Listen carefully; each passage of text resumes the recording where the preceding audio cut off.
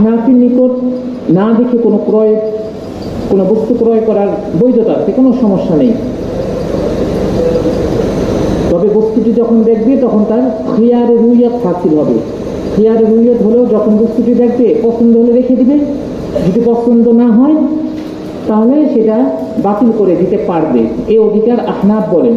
অর্থাৎ তাদের নিকট অদেখা বস্তু, অদৃশ্য বস্তু না মানে অনুপস্থিত বস্তু। অদৃশ্য বস্তু তো মানে যে বস্তুকে দেখা যায় না, এখানে বাংলাতে হবে অনুপস্থিত বস্তু। এটাকে ক্রয় বিক্রয় সম্পূর্ণ জায়েজ, তবে শর্ত হলো যখন দেখা হবে তখন তার কি থাকবে, খিয়ার থাকবে। তোমরা আলাদা তো দিতে হবে, তোমরা পালন না করলে হবে না তো। হ্যাঁ, 3 নম্বর মাযহাব, মাশাআল্লাহ। হ্যাঁ,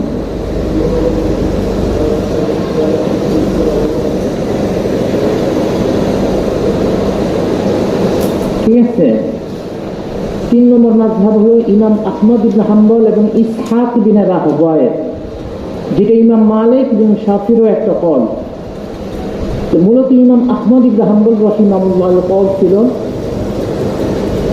অনুপস্থিত বস্তু বিক্রি করার সময় সে বস্তুটার গুণাগুণ সবিস্তারে বর্ণনা করতে হবে, একদম যাতে স্পষ্ট হয়ে ওঠে বস্তুটি তার সামনে। যদিও অনুপস্থিত, কিন্তু এমনভাবে বর্ণনা করবেন যাতে স্পষ্ট হয়ে ওঠে। এরপর যখন বস্তুটি দেখবে তখন যদি সেই গুণাগুণের সাথে সামঞ্জস্যতা থাকে তাহলে বাইল আযম হয়ে যাবে। আর যদি সামঞ্জস্যতা না থাকে তাহলে কি শেয়ার থাকবে, বাতিল হবে না। তখন কি থাকবে, শেয়ার থাকবে। তাহলে ঠিক আছে, মিল হয় না, তবুও তার লাভ লস নাই, বা কিংবা তবুও সে নিতে চায়, নিতে পারবে। আর না হয় এটা ফস্ত করারও অধিকার থাকবে। তো রমজান পারল না, আচ্ছা করবো। সবাই কি সব রমজানকে জিজ্ঞেস করবো? কিন্তু ইমাম শাফি রাহিমাহুল্লাহ দলিল কি?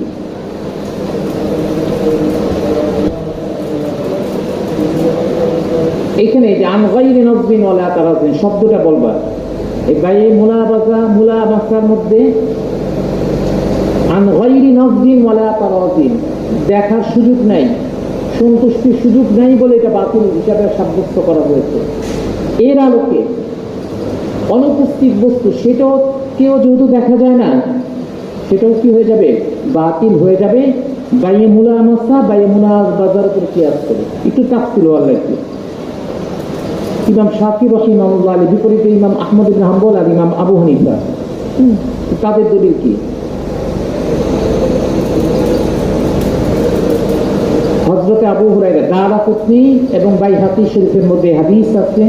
দারাকুতনি বাইহাকি শরীফের মধ্যে হযরত আবু হুরায়রা রাদিয়াল্লাহু তাআলা সূত্র ধরে একটা হাদিস। কি হাদিসটা?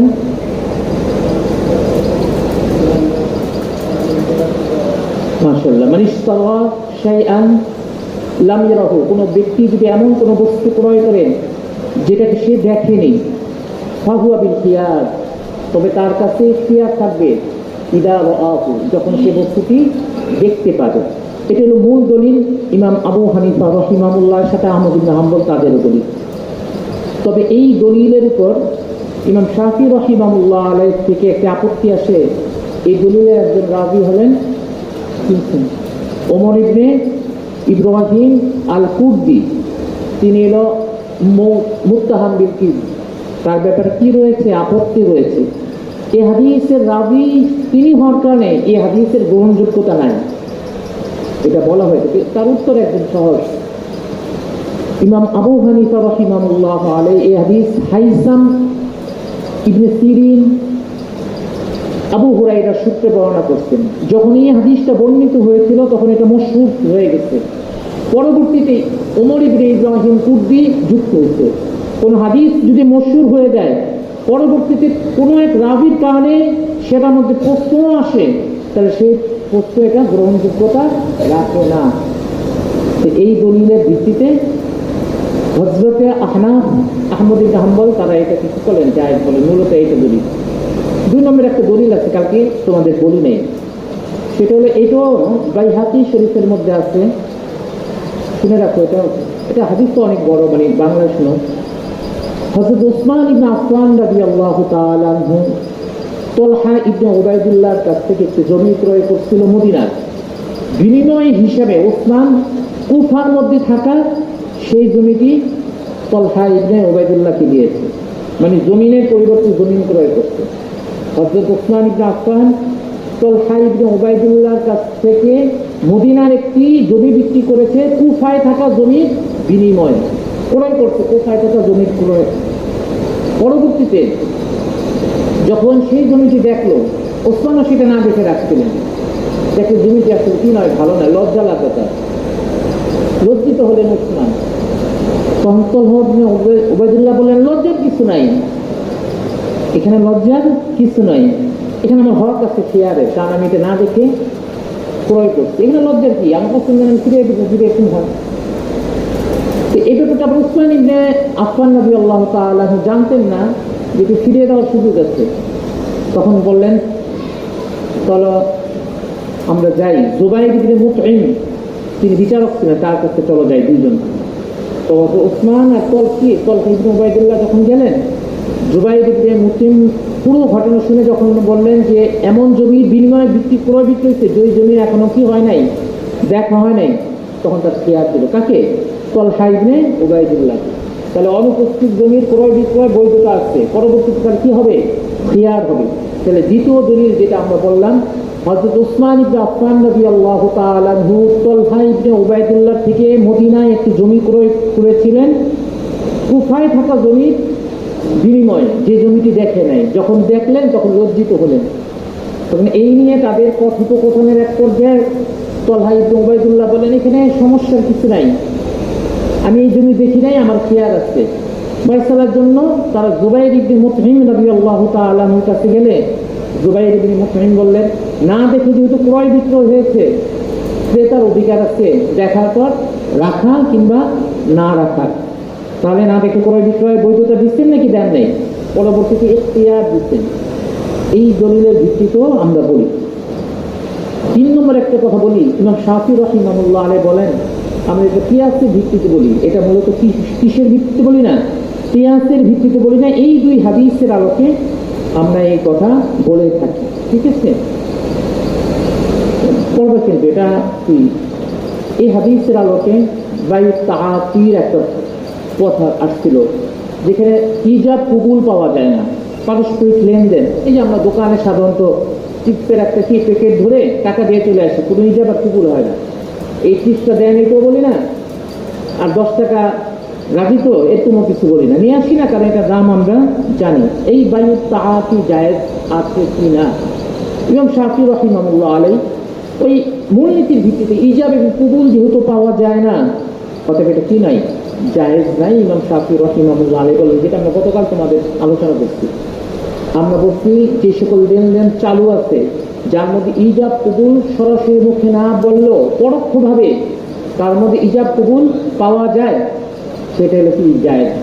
আমরা ধরো মুড়ি বিক্রি করতেছে, মুড়ি বানালো, আমরা 10 টাকা দেবো, 10 টাকা মুড়ি দেন, হ্যাঁ, মুড়ি দেওয়ার পর না আমি এটাতে রাজি না, বা মুড়ি বিক্রেতা জিজ্ঞেস করে যে বানিয়ে দিলাম, রাজি তো, জিজ্ঞেস করে 10 টাকার মুড়ি দেন বললে 10 টাকা দিলে নিয়ে আসছি, মুখে বলি না, কিন্তু নিয়ে আসাটাই প্রমাণ হলো কই, এখানে কবুল হয়ে গেছে। বায়ু তাআতি যেগুলো পারস্পরিক লেনদেন, যেগুলো সচরাচর করে হয়, এগুলো এটা জায়েজ। কেউ বলেন যে তুচ্ছ বিষয়ে বায়ু তাআতি, মানে ক্ষুদ্র ক্ষুদ্র বিষয়ে বায়ু তাআতি জায়েজ, কিন্তু বৃহৎ কোনো লেনদেনের ক্ষেত্রে বায়ু তাআতি জায়েজ নেই, এটা বলেন। কিন্তু এইটাও আল্লাহ তাআলা বিক্রিকে বৈধ করছেন, কিছু কিছু ক্ষেত্রে অবৈধ ঘোষণা দিচ্ছেন, কিন্তু বিক্রিটা কোন পদ্ধতিতে হবে এটা মূলনীতি বর্ণনা করে দিচ্ছেন। বায়ু তাআতি যদি বৃহৎ কোনো ক্ষেত্র হয়ে থাকে, সেখানেও যদি ইজাব কবুলটা কি হয়ে থাকে, পরোক্ষভাবে হয়ে থাকে, তাহলে এটাও গ্রহণযোগ্যতা পাবে পরোক্ষভাবে।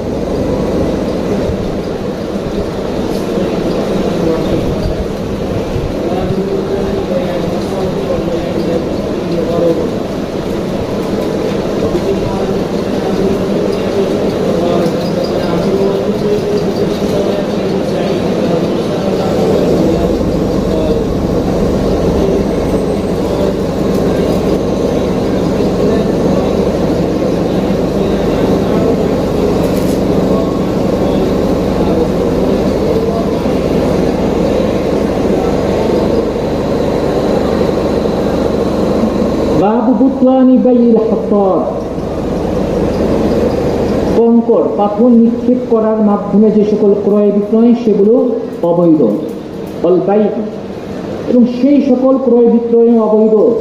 আল্লাযী ফীহি গরারুন, যে সকল ক্রয় বিক্রয়ের মধ্যে ধোকার ব্যবস্থা আছে কিংবা ধোকার সুযোগ রয়েছে কিংবা যার মধ্যে ধোকা দেওয়া হয়। বাবু বুতলানি বাইল হাসাদ, কঙ্কর পাথর নিক্ষেপ করার মাধ্যমে ক্রয় বিক্রয় অবৈধ। ওয়াল বাই, সেই সকল ক্রয় বিক্রয় অবৈধ। আল্লাযী ফীহি গরারুন, যে সকল ক্রয় বিক্রয়ের মধ্যে ধোকার আশ্রয় নেওয়া হয় কিংবা ধোকার সুযোগ থাকে। দেখো বাবু বুতলানি বাইল হাসাদ, এটা আংশিক আমরা পড়ে আসছি মুলামাসার মধ্যে, মুনাবাজার মধ্যে, মুনাবাজার মধ্যে কঙ্কর নিক্ষেপ করার মাধ্যমে হয় না, সেটা আংশিক করে আসছে। এখানে তাফসীর ওয়ার আবার সরাসরি সুস্পষ্টভাবে আবার যেহেতু অন্যের সনদে আসছে যেখানে গররের কথা আসছে, ধোকার কথা আসছে, সেজন্য আবার তার কথা চলে আসছে, হাসাতের কথা চলে আসছে। পাথরের মাধ্যমে ক্রয় বিক্রয়ের অনেক অনেক পদ্ধতি হতে পারে, অনেক পদ্ধতি হতে পারে। একটা পদ্ধতিতে একদম সহজ, যেটা আমরা আগে পড়ে আসলাম, যে পাথর নিয়ে এত টাকা বিনিময় তুমি এখানে উপস্থিত থাকা দূরে রাখা পণ্যগুলি কি করতে পারো, বিক্রি করতে পারো, তুমি যার মধ্যে লাগাতে পারো। ঠিক আছে, এটা একটা খারাপ না সুযোগ। যদি বড় বড় কি দেয় পাথর যে একদম যেগুলো ঘুমাইতে সেগুলো ফাঁস ফাঁস করে কি করা যেত, মারা যেত, তবু ঘুমা রেখেছে। বুঝলা, এ কি এত ঘুমাও কেন তোমরা? আসছে অনেক ঘুমাও তোমরা, কাকু ঘুমায় না তোমাদের?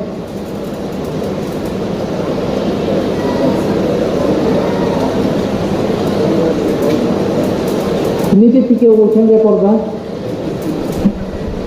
তো পাথর মাত্র, তুমি নিজেকে পাথরের করবার কি করবা? এগুলো তো ব্যবহার করা হবে কোন কংক্রিটে? বলছি না কঙ্কর, কঙ্কর কাকে বলা হয়? ছোট, যেটা হাতের মধ্যে এইভাবে মারা যায়, যেগুলো কঙ্কর, কঙ্কর ছোট পাথর। একটা প্রকার কি বললাম, অনেকগুলো পণ্য রাখা, বিক্রেতা বললো যেটার উপর লাগবে সেটা তোমার নিতে হবে, কিন্তু আমি যেটাতে লাগাবো। এর থেকে আরো সুন্দর হলো এখানে বিক্রেতার ইচ্ছের উপর না, কার উপর ছেড়ে দেওয়া, ক্রেতার উপর ছেড়ে দেওয়া। ক্রেতা যেটাকে পছন্দ করবে তার উপর লাগাবে, এইভাবে যেটাতে লাগবে। এখন মানবে যেটাকে খুব ওইটাতে নাও লাগতে পারে, অন্যটাও লাগতে পারে, যেটাতে লাগে সেটা নিতে হবে। এই দুই পদ্ধতি। আরেক পদ্ধতি হলো তুমি ওই পণ্যটা বিক্রি করবো, আমি এক মুঠে যতগুলি কি করতে পারি, কঙ্কর উঠাতে পারি, অত টাকা দিতে হবে। ফেরত হতে পারে, ইচ্ছা নাও, আমি এক মুঠে যতগুলো উঠাতে পারি পাথর বা কঙ্কর কত টাকা আমাকে দিতে হবে। কিংবা উল্টো হলো, মুশতারি বললো আমি এত টাকা বিনিময়ে বিক্রি করবো, কিন্তু যতগুলি পাথর তুলতে পারি অতগুলি গরু করে আমাকে কি করতে হবে, পণ্য দিতে হবে। এরকম পদ্ধতি হতে পারে, চারটা পদ্ধতি। আবার হতে পারে ওই যেটা আগে করে আসছি, ক্রয় বিক্রয় ততক্ষণ পর্যন্ত ক্লিয়ার থাকবে ততক্ষণ পর্যন্ত আমি পাথর না ফেলি।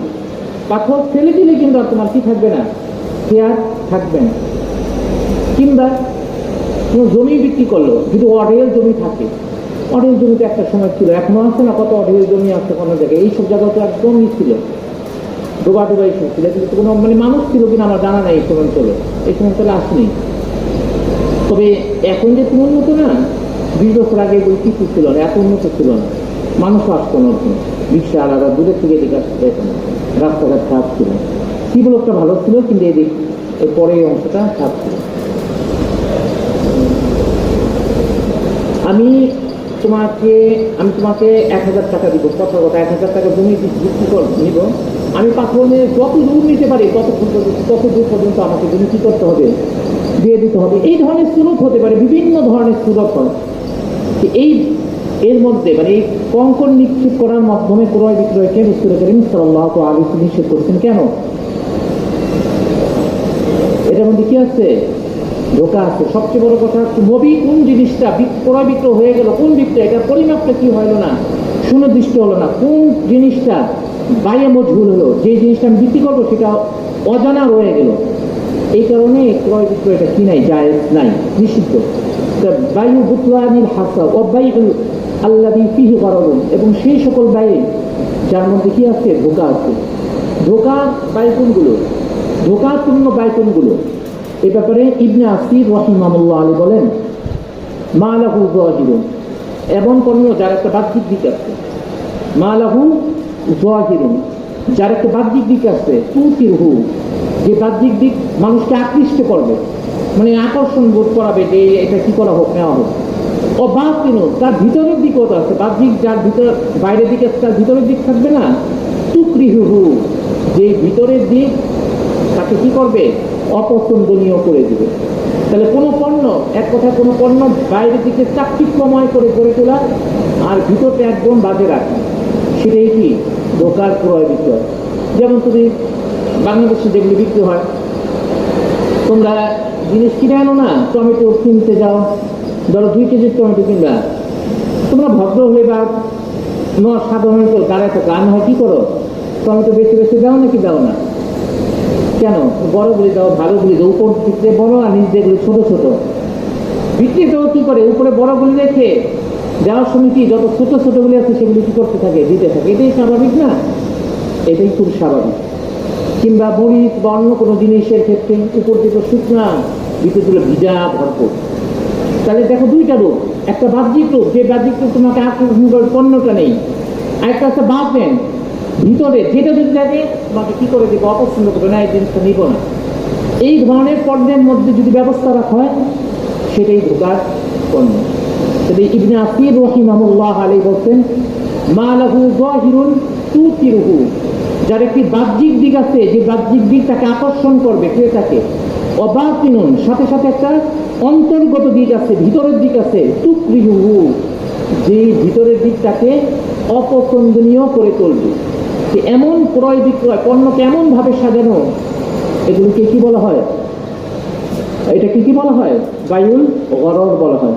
এখন তো সব পণ্যের মধ্যে এরকম করা হয়, সব পণ্য। ওদিন দেখলাম ভিডিওতে, দেখছি সরাসরি না, কচু আছে না, কচু পাতা, বড় বড় কচু পাতা প্যাকে কি করা হচ্ছে, চিত্রণ করা হচ্ছে।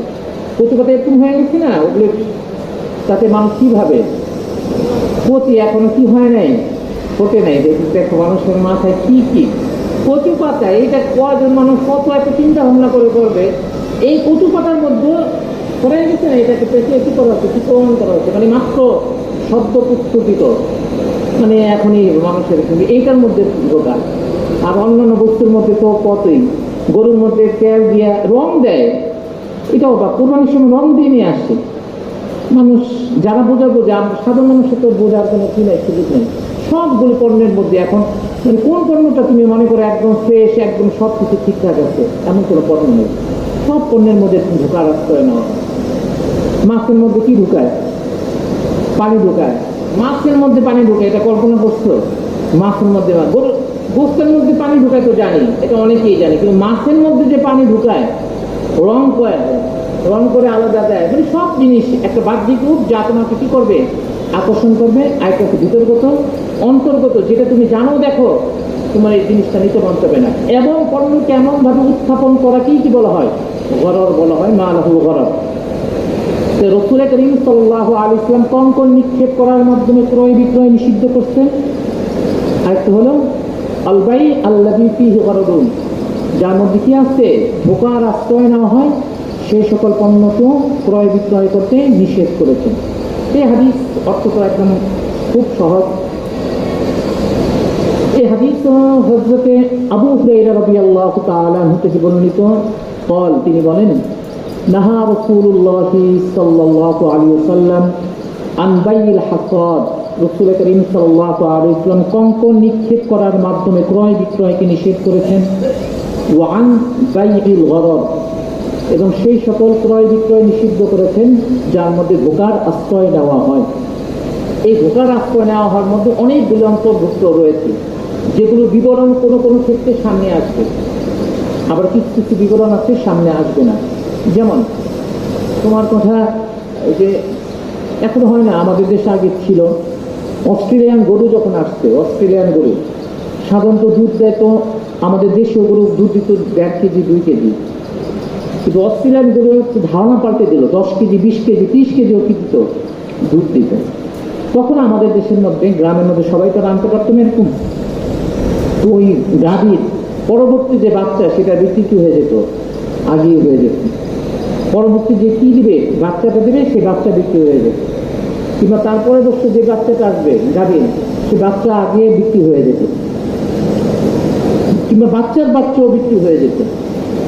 যেটা বিক্রি করা হচ্ছে বা বিক্রি ইতিমধ্যে হয়ে গেছে, কিন্তু টাকা সম্পন্ন হয়ে গেছে, শুধু কথার মধ্যে সীমিত থাকে নাই যে তোমার পরবর্তী গাড়িটা আমার কাছে বিক্রি করবে, তাহলে কোনো সমস্যা নাই।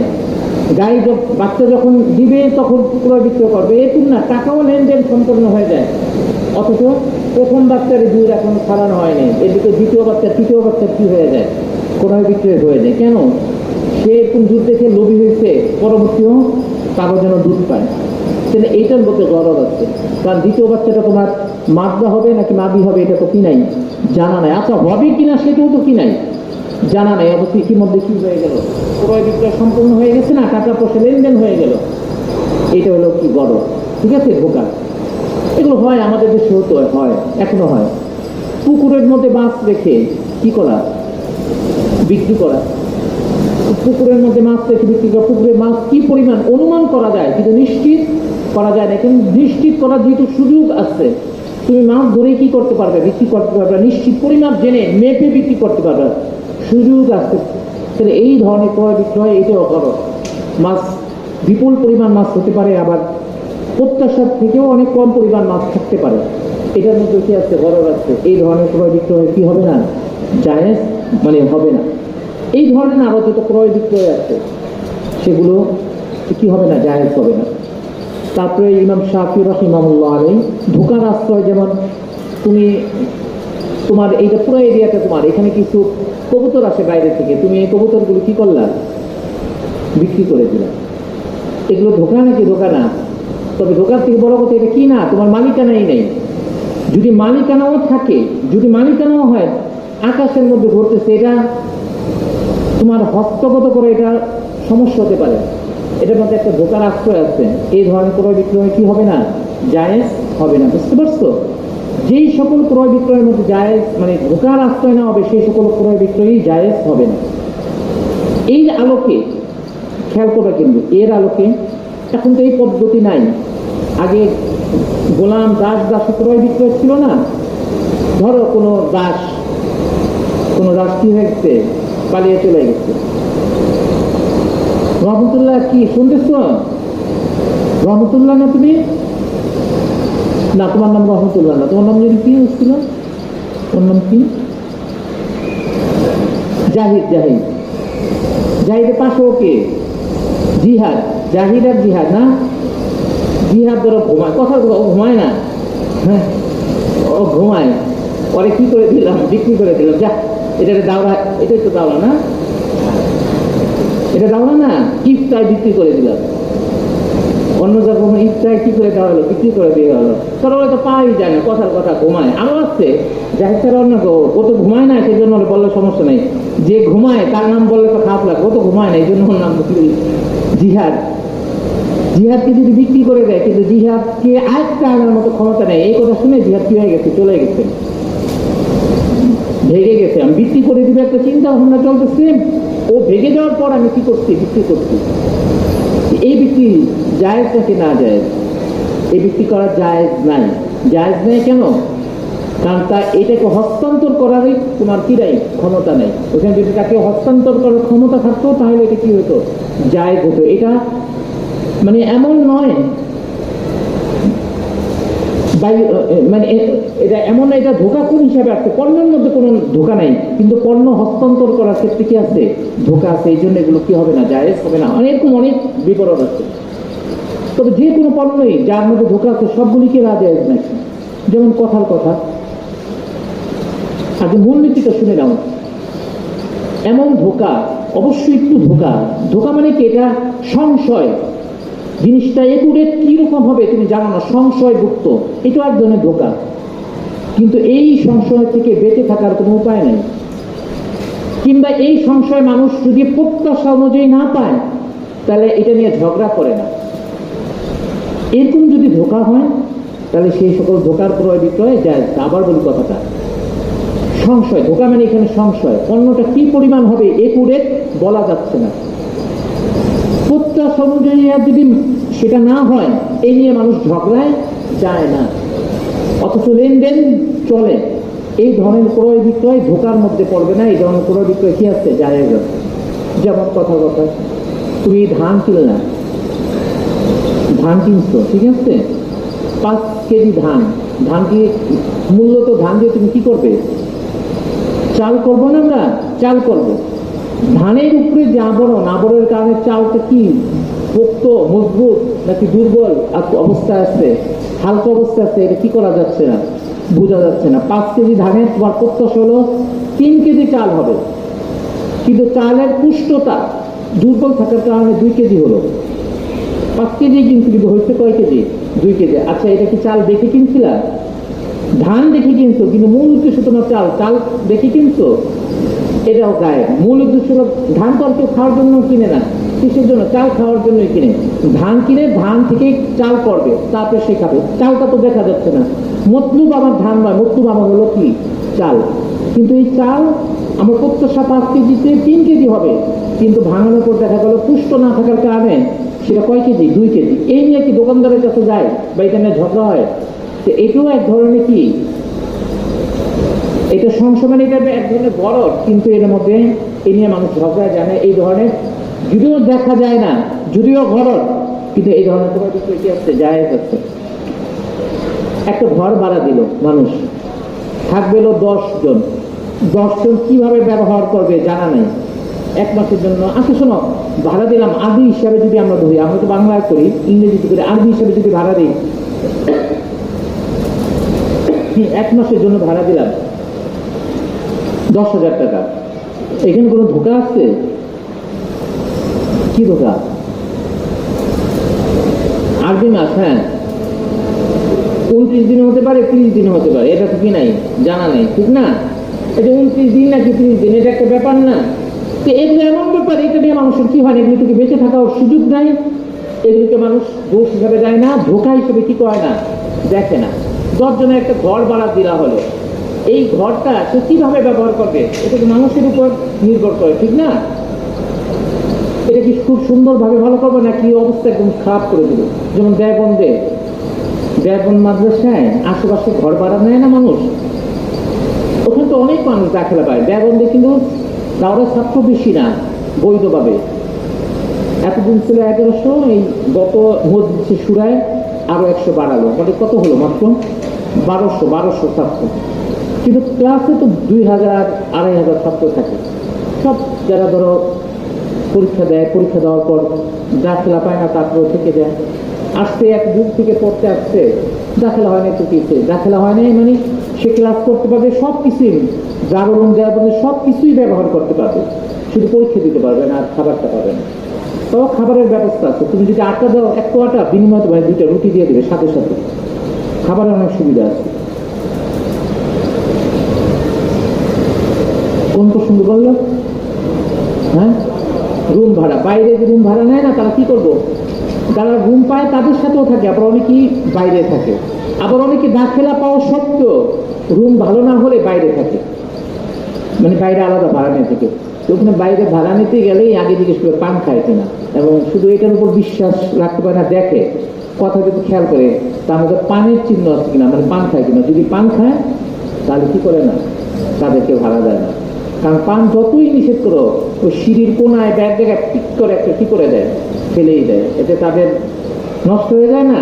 তাহলে একজন পান খায়, কথা বললাম, আরেকজন পান খায় না, তার ব্যবহারের ক্ষেত্রের মধ্যে কি, বাথরুম থেকে শুরু করে সকল ব্যবহারের মধ্যে কি আছে, পার্থক্য হবে। 10 জন থাকে, সে পানি কিরূপ ব্যবহার করবে এটা কি শিওর জানা আছে? পানির ব্যবহারটা কেমন হবে? গরমকালে একরকম, শীতকালে তৈরি যায় না, ঠিক না? কিভাবে পানি ব্যবহার করে, এই যে এগুলো যে ভাড়া দিয়ে সংশয়, এগুলো মধ্যে ধোকা আছে নাকি নাই, মানে সুনির্দিষ্টভাবে জানা আছে নাকি জানা নাই? জানা নাই। কিন্তু এগুলো এমন ব্যাপার যেগুলো মানুষ ধোকা হিসাবে সাব্যস্ত করে না, এবং এগুলো নিয়ে পরবর্তীতে কোনো শুধুমাত্র এগুলো নিয়ে কোনো ঝামেলা করে না। এই ধরনের ক্রয় বিক্রয়, ইজারা, এগুলোর বৈধতা আছে, যেগুলো মানুষ ধোকা হিসাবে কি করে, আখ্যায়িত করে, মানে চিহ্নিত করে এটা একটা সুস্পষ্ট ধোকা, সেই সকল বিক্রি জায়েজ দেয়। কিন্তু যেগুলো এক দৃষ্টিকোণ থেকে তার মধ্যে এক ধরনের ধোকা পরিলক্ষিত হয়, কিন্তু বাস্তবিক অর্থে এগুলো থেকে বেঁচে থাকা খুবই কষ্টকর, এবং এটা এমন ব্যাপার যেটা দিয়ে মানুষ কোনো রকম বিরক্তি করে না, এই ধরনের কোনো বিক্রয় জায়েজ হবে। ঠিক আছে, এটাও মানে তোমাদের খেয়াল রাখতে হবে। আচ্ছা, সামনে করবা? সময় গেছে। হ্যাঁ হ্যাঁ হ্যাঁ, ওটি ইসলামের দৃষ্টিতে জায়েজ নাই। হ্যাঁ, তারপরে তোমার শুধু এগুলো কেন, পুকুরের থেকে আর বড় তো আছে, রাজশাহী ঋতু যেগুলো তোমরা খাও, এগুলো তো তোমরা গাছ 5 বছরের জন্য 10 বছরের জন্য বিক্রি করা হয়।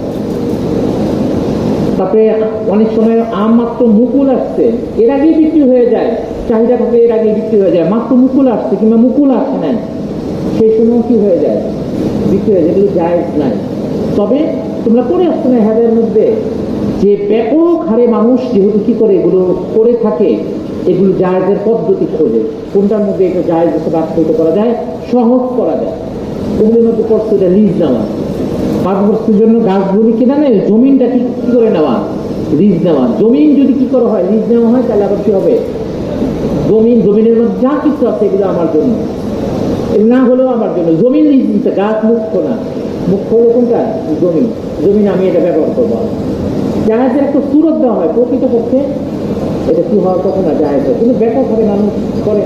আর ইসলাম দৃষ্টিভঙ্গি কি, মানুষকে হারামের দিকে ধাবিত না করে কোনো একটা জিনিসকে হালাল বলে কি করে দেওয়া, সাব্যস্ত করার চেষ্টা করা, সেই হিসেবে এটা যায়। কিন্তু পুকুরের এটা ব্যাপক হারে না, এটা জায়েজ বলে না। এটা সুন্দর পদ্ধতি, মাছ ধরবে, মাছ ধরে তারপর কি করবে, বিক্রি করবে। তারপর আমরা যে পুরা এক স্তূপ কিনে ফেলি না, পুরাই যে তরমুজের এক স্তূপ কিনে ফেলে, এক গাড়ি স্তূপ ট্রাক তরমুজ কিনে ফেলে, এগুলো কিনে যায়। তরমুজ খেতে তরমুজও পিস হিসাবে বিক্রি হয়, কখনো পিস না, পুরা জমিনও বিক্রি হয়। আমরা কেজি ধরে কিনি, কিন্তু তারা তো কেজি ধরে কিনে না, এগুলো যায়। যেমন কলা বিক্রি হয় কেজি ধরে, তোমরা যে কলা শোনো না, যে আলী আসবে, এগুলো কি হয়, কেজি দরে বিক্রি হয়। তো এটা খুব মজার বিষয়। আর এইখানে 11 নম্বরে প্রথম দেখছি চাদর কেজি হিসাবে বিক্রি হয়। তোমরা তো জানো, এই যে বিছানার চাদর, এগুলো জানো না, এগুলো তো তোমাদের নান্নু মার্কেটে কেজি হিসাবে কি হয়, চাদর, কাপড় চোপড় কেজি হিসাবে বিক্রি হয়। এগুলো বলতে হয়, যেখানে ঢোকা আছে সেগুলো বলতে হবে। হ্যাঁ, বুঝি না। রুম ভাড়া আমরা যখন ছিলাম তখন একটু বুঝতে হবে। আমাদের উস্তাদ আমাদের থেকে 8-9 বছর আগে গেছে দেওবন্দে, এক উস্তাদ, উনি বলছেন তোমরা যাচ্ছ, টাকা বেশি নেওয়ার দরকার নেই। আমি তো 4000 টাকা নিয়ে গেছিলাম, আবার ফেরত নিয়ে আসছি। 4000 টাকা নিয়ে গেছে, আবার কয় টাকা নিয়ে আসছে, ফেরত নিয়ে আসছে কত জানি, এই অবস্থা, বুঝলাম। হ্যাঁ, সেটা ঠিক আছে, তোমার কথা ঠিক। ওখানে যাওয়ার পর প্রথম যখন ক্রয় বিক্রয় করলাম, পয়সা ফেরত দিতেছে আমাদেরকে। আমরা তো এখানে ঢাকায় পয়সা ফেরত দিত না, ওখানে কি দেয়, পয়সা 25 পয়সা, 5 পয়সাও কি দেয়, ফেরত দেয়। কেউ যদি, আমরা যখন গেছি, আমরা 97-98, যখন কেউ যদি 1500 টাকা বেতন পায় সরকারি কোনো স্কুলে, তাহলে তারা খুব সুখী পরিবার, খুব ভালো পরিবার হিসেবে দেখে। ওইটা তোমার, আমি যখন ভাড়ার কথা বলবো তার আগে তোমার এটা কল্পনা করতে হবে যে মানুষের 1500-1600 টাকায় পুরো একটা ভালো ফ্যামিলি চলাচল, মানে চলতে পারে সারা মাস। সেই হিসাবে বাইরের ভাড়া হলো 200 টাকা রুম, কম না কিন্তু ভাড়া 200 টাকা যদি রুম হয়, ওই প্রেক্ষাপটে রুম ভাড়া 200 টাকা, সুন্দর রুম, অ্যাটাচ তো বাথরুম, এরকম 25 টাকা আবার রুম ভাড়া। আপনার ওইখানে সব কিছু ভাড়া পাওয়া যায়। তুমি দেওবন্দ থেকে তো তুমি সবই পাবা, যাও, যদি কোনোদিন যাও তোমাদের খুব ভালো লাগবে পড়ার জন্য, তোমাদের সব কিছু দিবে, ল্যাব তো সব থেকে শুরু করে কিতাব, কোনো ভর্তি ফি নাই, শুধু ফর্ম মাত্র কিনতে হয় 1 টাকা দিয়ে। আমাদের সময় কথা বলছে 1 টাকা ফর্ম, আর কোনো খরচ নাই, সবই দেওবন্দ থেকে দিবে। ইভেন তোমাকে মাস শেষে, আমরা যখন ছিলাম তখন 60 মানে 60 টাকা কি দিত, ভাতা দিত। 60 টাকা ভাতা, মানে কি ভাবতো, ওখানে 2 ধরনের ভর্তি, একটা হলো ইংরাজি, একটা হলো গাইড ইংরাজি। ইংরাজি হলো যেটা মানে তুমি খানা নম্বর পাইছো, সেখানে সব সুবিধা পাবা। আর গাইড ইংরাজি মানে তুমি ভর্তির সুযোগ পাবা, অন্যান্য সুযোগ পাবা না, কিতাবের সুযোগ পাবা, অন্যান্য সুযোগ পাবা না। তাহলে ইংরাজি যারা, আমাদেরকে কত টাকা দিত, 60 টাকা দিত, 60 টাকা। তারপরে চিনি দিত, কেরোসিন দিত রেশনে। আচ্ছা, তোমার যদি বিছানায় যাবা, ওইখানে এই সফরে যাও, ওইখানে থাকা, দুটা তো মানে ভিন্ন ভিন্ন। যাবা না, প্রশ্নটা শেষ করো। বছরের মধ্যে যেও না। কোরবানি দ্বন্দ্বে না, কোরবানি ওইখানে হলো নির্বাচন হচ্ছে 3টা রাজ্যে, রাজ্যে নির্বাচন। তো আমাদের সময় এক সময় ছিল হিন্দু মুসলিম কোনো পার্থক্য ছিল না, একই সঙ্গে বঞ্চ হিন্দুরা মৌলভী সাহেব অনেক সম্মান করতো।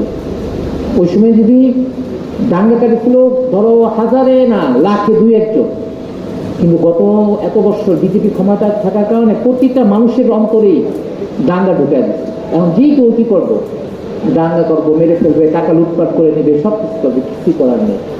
এই জন্য এখন যাও, তোমার নিরাপদ না, তুমি এখানেই থাকো। হ্যাঁ